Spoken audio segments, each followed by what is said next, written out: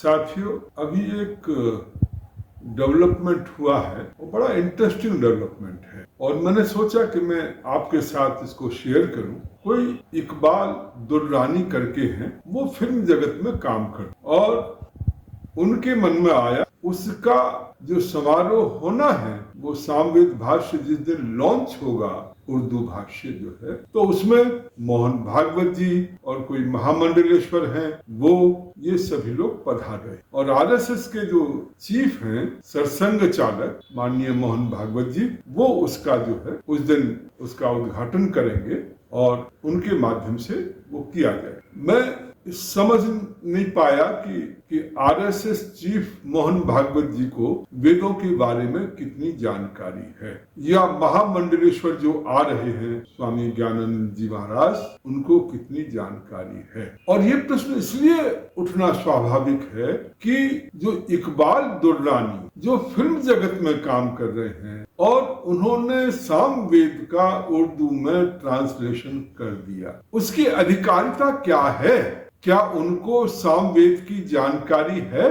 किस आधार पर उन्होंने सामवेद का भाष्य किया है? उर्दू ट्रांसलेशन का उनका आधार क्या है? क्योंकि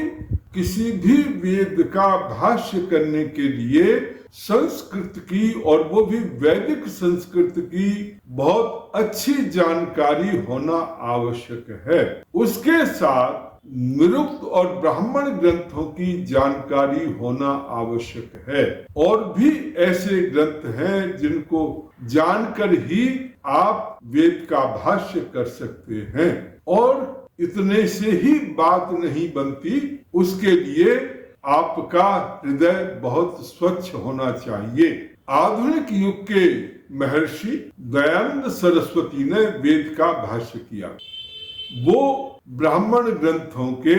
निरुक्त के, व्याकरण के, दर्शन शास्त्रों के और दूसरा जो वाङ्मय है उसके बहुत प्रकांड पंडित थे। साथ ही वो ऐसे महापुरुष थे जो योगाभ्यास किया करते थे, साधना किया करते थे, और उनकी योगाभ्यास में इतनी गति थी कि 18-18 घंटे की समाधि वो लगाया करते थे। और उनके जीवन में आता है कि जब किसी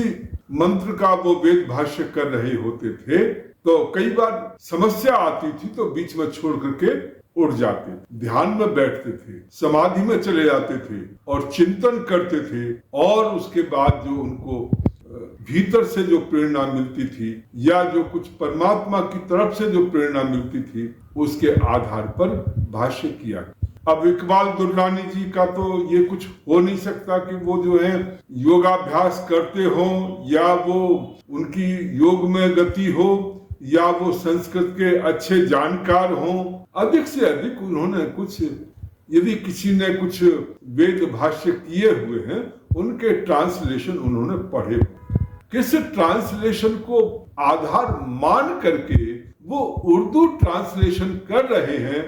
ये हमें पता नहीं। जब हमें पता नहीं है और जब हमें जानकारी नहीं है, तो आरएसएस के सरसंघ चालक वहां पर किस कैपेसिटी में जा रहे हैं? क्या वो उनके द्वारा किए गए भाष्य को की प्रामाणिकता को सिद्ध करने की कोशिश कर रहे हैं कि उन्होंने जो किया है वो बिल्कुल सही किया है, या जिस भाष्य को लेकर के उन्होंने ट्रांसलेशन किया है तो वो भाष्य अपने आप में सही है? आखिर ये भागवत जी सामवेद भाष्य के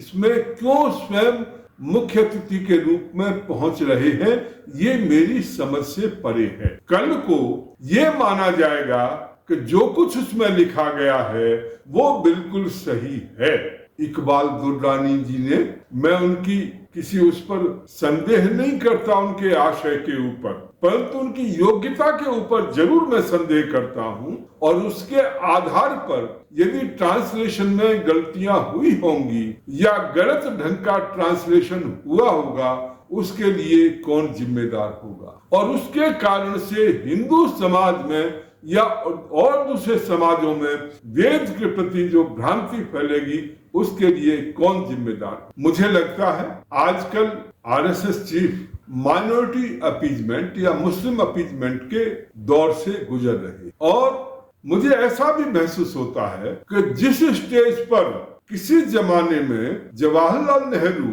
या महात्मा गांधी जिस जगह पहुंच गए थे और जिन बातों को किया करते थे, आज मोहन भागवत 150 साल बाद उस जगह पर पहुंच रहे हैं और उस ढंग की बातें कर रहे हैं। अन्यथा कोई कारण नहीं था कि इसके उसमें मोहन भागवत पहुंचे। उन्होंने ट्रांसलेशन किया, बहुत अच्छी बात, परंतु ट्रांसलेशन प्रामाणिक है नहीं है, ठीक किया है गलत किया है, ये जो है उनकी प्रामाणिकता संदेह के घेरे में रहेगी और रहनी चाहिए, क्योंकि उनसे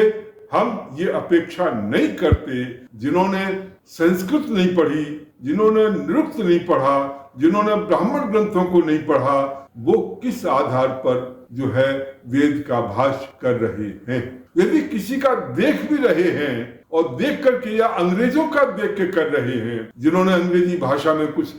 भाष्य किया है, तो उनकी प्रामाणिकता अपने आप संदेह के घेरे में आ जाती है। और इसलिए ये बहुत दुर्भाग्यपूर्ण है कि आरएसएस के चीफ और दूसरे जो महामंडलेश्वर जो हैं वो इस कार्यक्रम में पहुंच रहे हैं, इसके मुख्य अतिथि होकर के इस पुस्तक का विमोचन कर रहे हैं। ये बहुत ही गलत हो रहा है और मैं चाहूंगा कि आरएसएस के जो भी नेता हैं, बीजेपी के जो भी नेता हैं, वो इसमें इंटरवीन करें, उनको रोके, अन्यथा हिंदू समाज में एक गलत मैसेज जाएगा, क्योंकि वहां पर आरएसएस के सरसंघ चालक पहुंचे थे, इसलिए वहां जो कुछ लिखा गया है वो सही लिखा गया है। साथियों, इसको आप अधिक से अधिक शेयर करें अपने साथियों में। ये बहुत महत्वपूर्ण मुद्दा है, ये छोटा मोटा मुद्दा नहीं है और इसलिए मैं चाहता हूं इसको आप बहुत ध्यान से, बहुत अधिक से अधिकतम साथियों में शेयर करें और इसको लाइक भी करें और इसको अधिक से अधिक साथियों के पास भेजकर ये मैसेज जो है अधिक से अधिकतम लोगों तक जाए, जिससे आरएसएस के सरसंघ चालक इस कार्यक्रम में न पहुंचे और वो जो गलती करने जा रहे हैं वो गलती न कर पाए। बहुत बहुत